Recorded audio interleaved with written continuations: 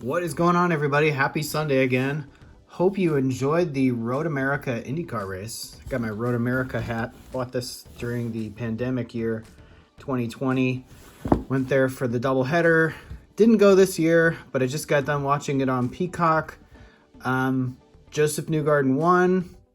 Not necessarily a big surprise there. Joseph Newgarden was sort of the favorite going in, even though he was starting on the outside of the front row.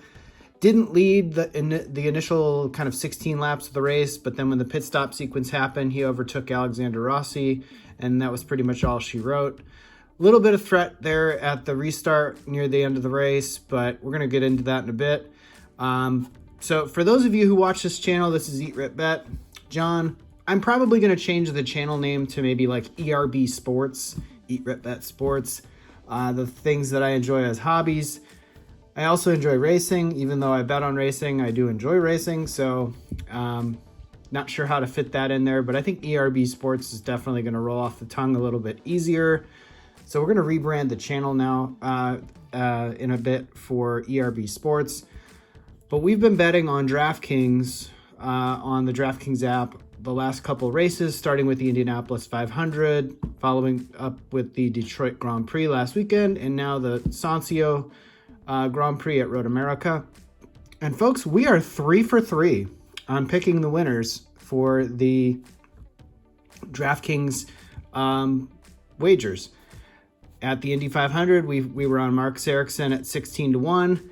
Now, I don't pick just one winner. I pick a couple to win, sort of cover the bases. I can't pick everybody. It's kind of like going to a casino and betting on roulette and saying, am I black or red? And picking maybe one or the other.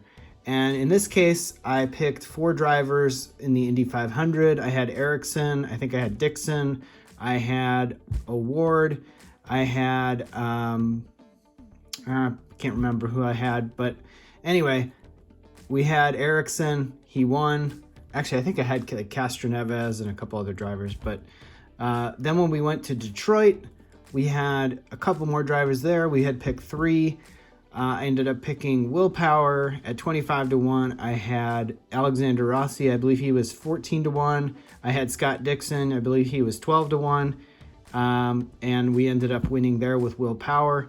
And then today, this is kind of different. You know, it wasn't necessarily a longer kind of mid shot that won the race. It was actually one of the favorites. Sometimes it just happens that way. I don't normally like to bet on the favorites solely, just because I don't feel like there's always good value. Joseph Newgarden was due at this track. He got jobbed twice. In 2017, he got jobbed once. And in 2021, he got jobbed on a late restart with some engine issues or some car issues, and that put him out of the race. And so I do feel like he was overdue. And it was pretty obvious that when he took the lead, he wasn't going to mess that up this time. So the race itself, what can I say? The amount of caution in this race was a little bit more than I would have liked to seen. The action was fierce when the cautions were over. Like in the last couple laps, they were very exciting to watch. A lot of bumping, a lot of little offs here and there, putting wheels in the grass.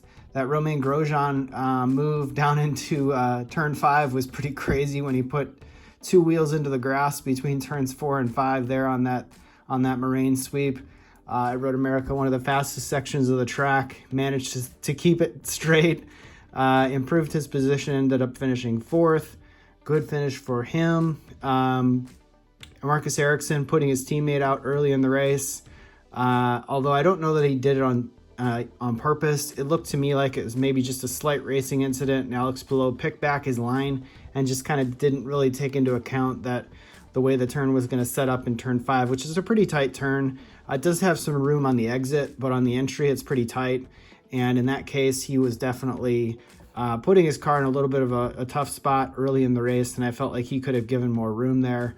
Both drivers certainly, were racing hard, wanting to have a good finish today. So a little disappointed to see that. Palou was one of my picks, and, that's kind of all she wrote there. And so then I was really down to 2 picks. I had Pato Award, and I had Joseph Newgarden and Scott Dixon. Actually, I did have a small bet on Scott Dixon.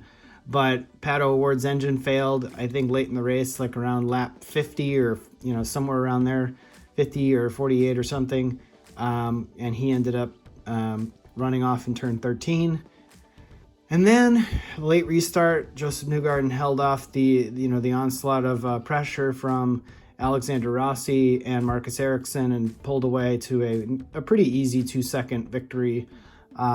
Making it 3 different types of tracks that he's won on this year: road, street, and obviously oval, winning at Texas. So in that case, he won $1 million. But really looking forward to the next race. I think they have a break now until Mid-Ohio, right around the 4th of July weekend. And then they kind of go on another run of races. I believe they got Iowa in there. I think they have, they got some other races in there, but eventually, Toronto's on the schedule again. That's right. Toronto's back on the schedule again after being out for a couple years because of COVID. That's pretty good to see. So really looking forward to that. We'll definitely keep betting on this, see if we can keep that streak going. So anyway, guys, really wanted to make a quick video kind of gloating a bit, just saying we are 3 for 3. So if you definitely want to see DraftKings picks or hear DraftKings picks ahead of some of these IndyCar races, I'd be happy to share them. I'm not going to be right every time, but sometimes I definitely am right. I do know the sport quite well, and somewhat it is predictable.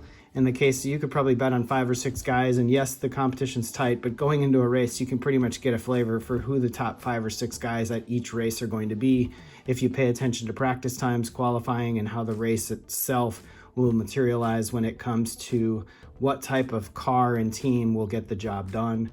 And so in this case, it was favoring guys that started up front, guys on good teams, guys that could execute good pit stops, have good tire strategy, and good restarts. And Joseph Newgarden certainly did all of those today. So anyways, guys, have a great rest of your Sunday. Hope you had a good weekend.